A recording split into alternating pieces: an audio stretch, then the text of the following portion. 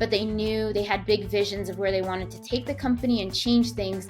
And in that manner, it didn't work for them going forward. And I'm sure a lot of times you'll notice as you're looking at different software, you start getting all the phone calls coming in, all those sales emails that start going. And the vendors they're very good at what they do. They're very good at making sure what you need for the most part, but it's really good to always have an advocate and that is somebody that knows your business inside and out.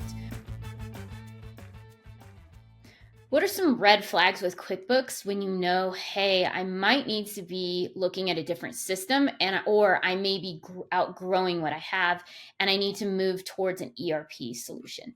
So good example is a lot of times I talk about reporting and how as your company gets more complex, QuickBooks just doesn't have the capabilities to do what you needed to do. It could be with forecasting, it's budgeting, and while they have it, again, it's just not up to the tier that a lot of smaller and mid-sized businesses need it to be. There is the whole thing with inventory. It could be that you make product and you are managing them on an Excel spreadsheet, or you used a smaller software solution like a Fishbowl or a Katana, and that was plugged into QuickBooks to help manage it. And now you've outgrown even those capabilities of what those two can do together. Then it's a good time to say, hey, you know what? I need to look at kind of graduating to that next stage of what financial software is out there, which really would be going to an ERP solution. And I think too, once your company starts to grow and you need multiple user licenses while QuickBooks is adding that to it, sometimes the capabilities just aren't there with different roles and responsibilities that you want to give your team. Some of the things that people have come to me with of them not knowing, hey, have I outgrown my solution or do I need to move to something else? It usually comes down to QuickBooks can't do what I need it to do, dot, dot, dot.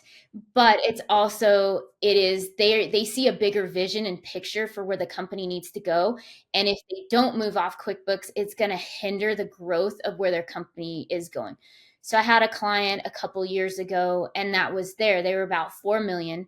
QuickBooks would work for them for the next probably 2-3 years, but they knew they had big visions of where they wanted to take the company and change things. And in that manner, it didn't work for them going forward. And yeah, it was kind of cost effective. I mean, it was not cost effective necessarily to move to a newer solution, but then it ended up paying for itself in a couple years after they did move to it because they got so much ROI out of the new solution that QuickBooks could never give to them. So I'd say that's one indicator. The other indicator is you will start feeling the pain. So an example is if you have a lot of vendors that are maybe they're doing EDI transmissions with you. QuickBooks can't really do EDI very well, if at all. And usually you're manually entering on all these things and it's hundreds of lines and you don't want to have to pay somebody and all they do is data entry lines. And it's a good way to say, hey, you know what? I've outgrown this because we're going big box retailers and QuickBooks just doesn't do what I need it to do. And I need to go a ERP solution.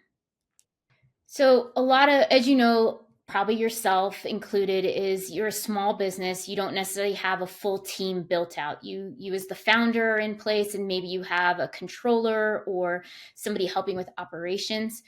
But a lot of times, in the role that I play as a fractional CFO, then I come into those boardrooms and kind of help you look at, hey, what is QuickBooks doing for us today, and how is that aligning with the goals of where you want your company to go?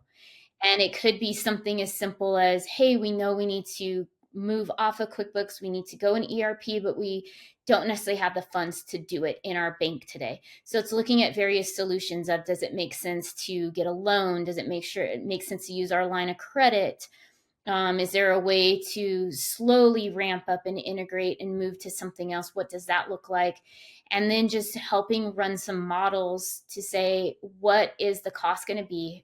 And a lot of it is we can capitalize those costs which helps immensely.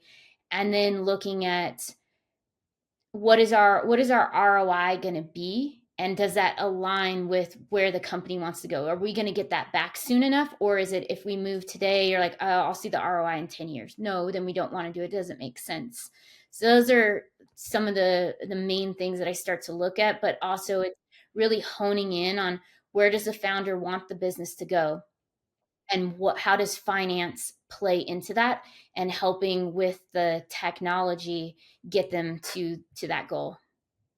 So if you're evaluating moving from a new system, moving off of QuickBooks to a new system, and you don't know what to do next, a good way is to have somebody like myself or another accounting consulting firm come in and help you evaluate, what is QuickBooks doing for me? What do I need a newer system to do?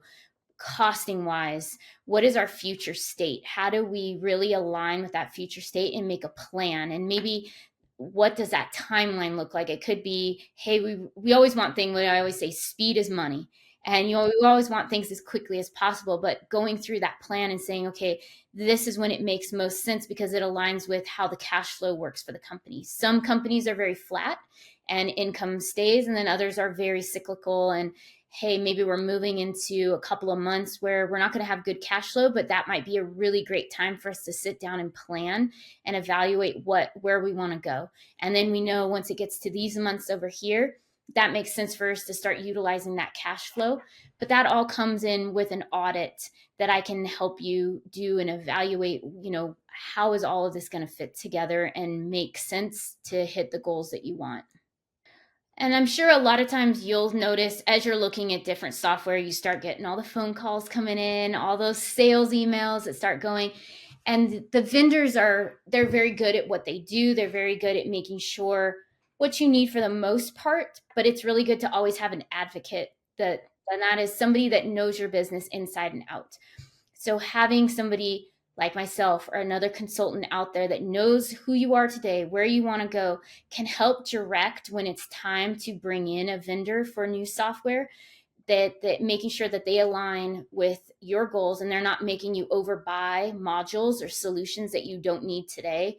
It's making sure that your best interests are always in place. Not We don't want timelines to be extended out and all of a sudden you're spending way more money than you want to. And it's just a good way to keep things kind of buttoned up and tightened and in those guardrails, to make sure you, the small business owner, are really taken care of along the way.